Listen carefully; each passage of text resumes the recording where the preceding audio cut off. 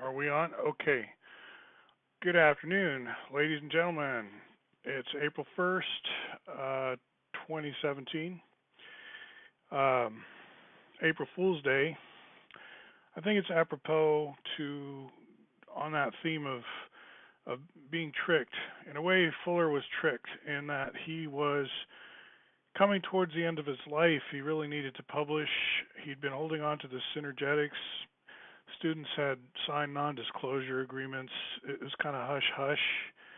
When it actually did sort of leak out parts of it ahead of time before he could publish, some of his work on the A and B modules, for example, showed up in another book, but it was a little bit changed, a little bit garbled from his point of view. That probably reinforced his feeling that he needed to publish soon because otherwise all his work was just going to disseminate through his students, but no one would get the straight story the way he wanted to tell it. So he was under pressure. And he published this book with Ed Applewhite, Explorations in the Geometry of Thinking, Synergetics, the first volume, right? Pretty thick, lots of pictures. But this was not in the ages of GitHub. There was no version control. There was no Git. There was no Subversion. That's another version control system. So it was a work in progress even so. Like he was publishing and yet still making discoveries at the same time and still making mistakes, don't we all? So by the time Synergetics 2 came out, he needed to do some revisions and retractions and make some changes. In particular, he was worried, or not worried, but the holy grail, I guess you could say, that he was looking for in Synergetics 1 was what shape to crown with the number 5, the volume number 5.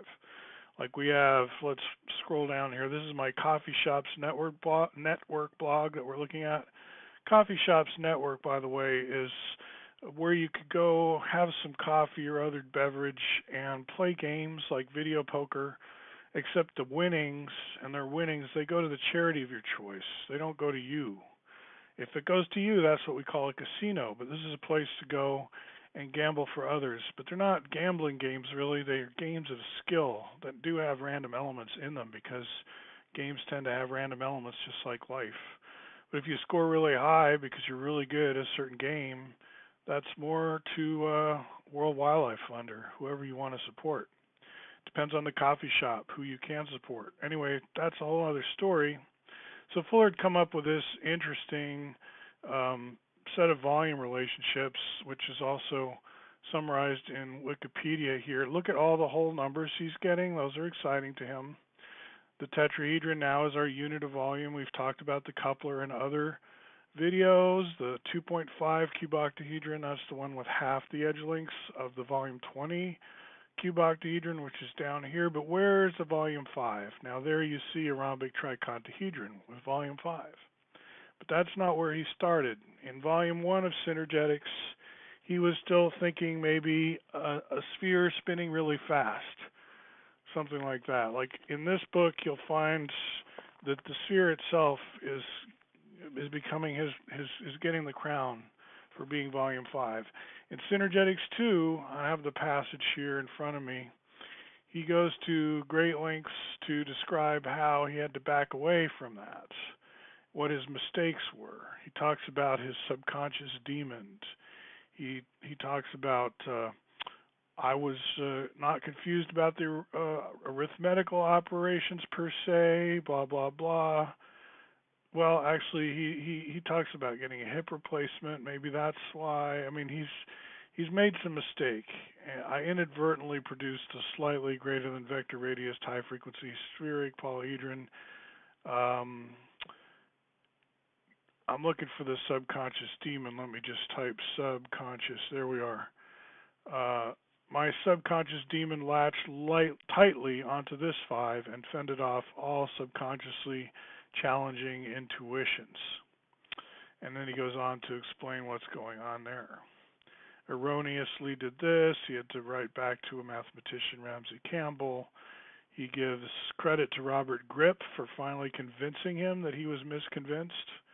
So that's kind of the plot of Synergetics 1 in a way, is that, or Synergetics 2, I should say, is he's backpedaling from some specific errors he made around the volume 5 thing. By the time we get to volume 2, he's got this difference between two rhombic trichontahedra.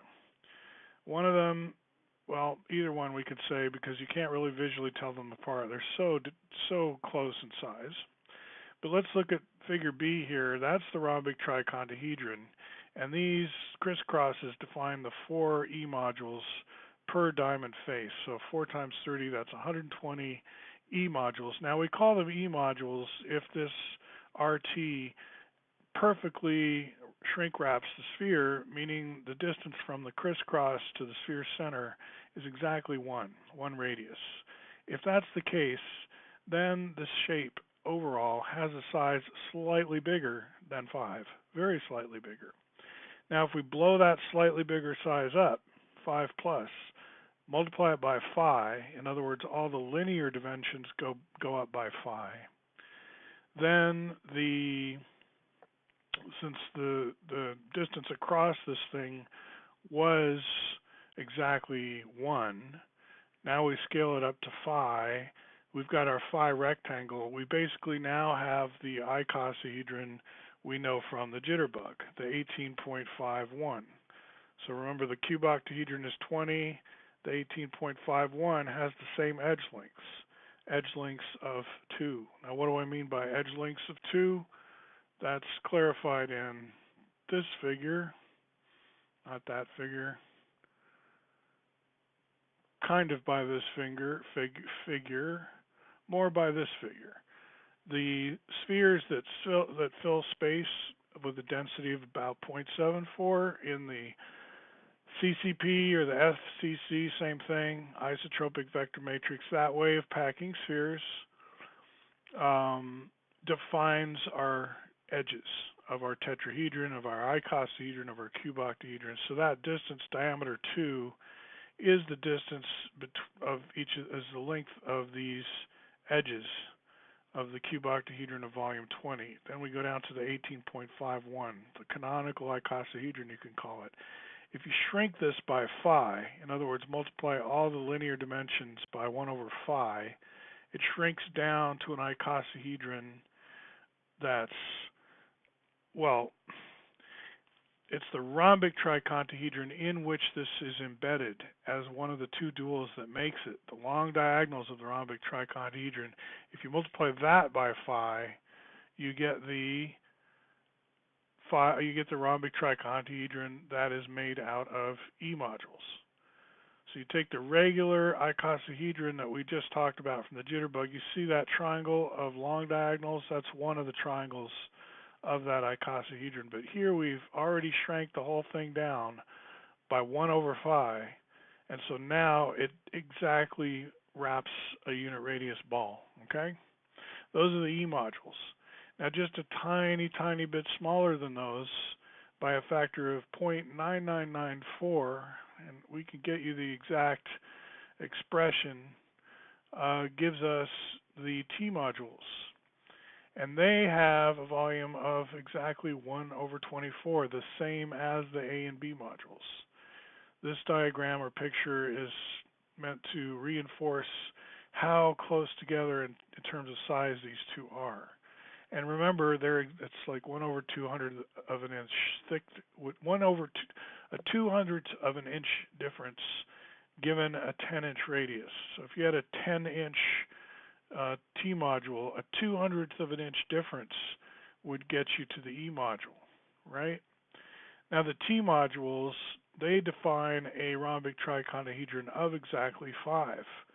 And that also has very interesting properties if you blow it up. If you blow it up by 3/2 to get a volume of 7.5, its vertices now share some of its vertices are exactly the same as those of the rhombic dodecahedron. You can build out from the rhombic dodecahedron in a certain way, or you can start with the rhombic dodecahedron and build on it to get the 7.5 rhombic trichontahedron, which is the 3/2 scaled up.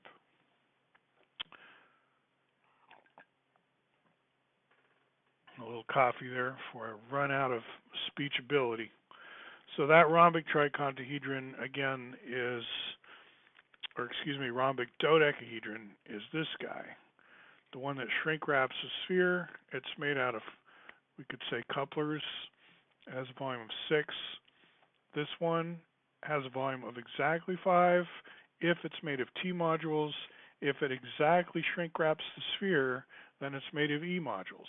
If we scale up the E modules by phi, the E module RT, we get what's called the super RT, in which the jitterbug icosahedron is embedded as long diagonals. If we scale up the T module by 3/2, we get a rhombic tricontahedron of 7.5, which shares vertices with the volume 6 rhombic dodecahedron. So they're both interesting rhombic tricontahedron, and in Synergetics on Wikipedia, you see both the 7.5 and the 5 are mentioned. I would add another line, perhaps the 5 plus. In other words, the E modules RT should be there as well. The volume 5 is the T modules RT. The 5 plus is the E modules RT. This is the T modules RT, then the 5 plus is the E modules RT, and then 7.5 is yet a bigger one. And then there's the super RT is not here either, which is the one in which the icosahedron and pentagonal dodecahedron create together. They're both embedded in it. Anyway, that gives you a sense of how the T and the E fit together. Remember, the E is important when we ratio it to the S module to get our S factor, which we can use to define the jitterbug. More on that another time. How the T module can be and E module can be dissected is also important. Let's just say one more thing. For Fuller, now this is where he's doing research. Once he realized that the sphere was not going to be his volume 5, once he was off that position, then he was having collaborations with his other people to figure out, what to put in its place, and that's where the RT came into it finally. Anyway, I just wanted to say he attaches great significance, he does, to this small bubble popping like difference. It's just like a bubble. It gets to be a certain size, and then the surface tension is overcome by the volume, because the ratio of surface to volume is not the same as something grows, even as it's keeping the same shape. So even though the T and the E are exactly the same shape, one of them's got a slightly different volume to surface area than the other, or ratio. And for Fuller, that's like when the bubble pops. From going from T to E is going from something stable or something system to something poof dissipates. Matter to energy, you might say. That's why he called them the Einstein, the T modules for tricontahedron, the E modules for Einstein. Now that's very speculative that you want to think that way. I don't know. I kind of go from sense to nonsense because of the philosophy training I had. A stable system is sense and then poof. So that's a very fragile difference too sometimes, a thin line. Anyway, I hope that elucidates things for you, and we'll talk again very soon.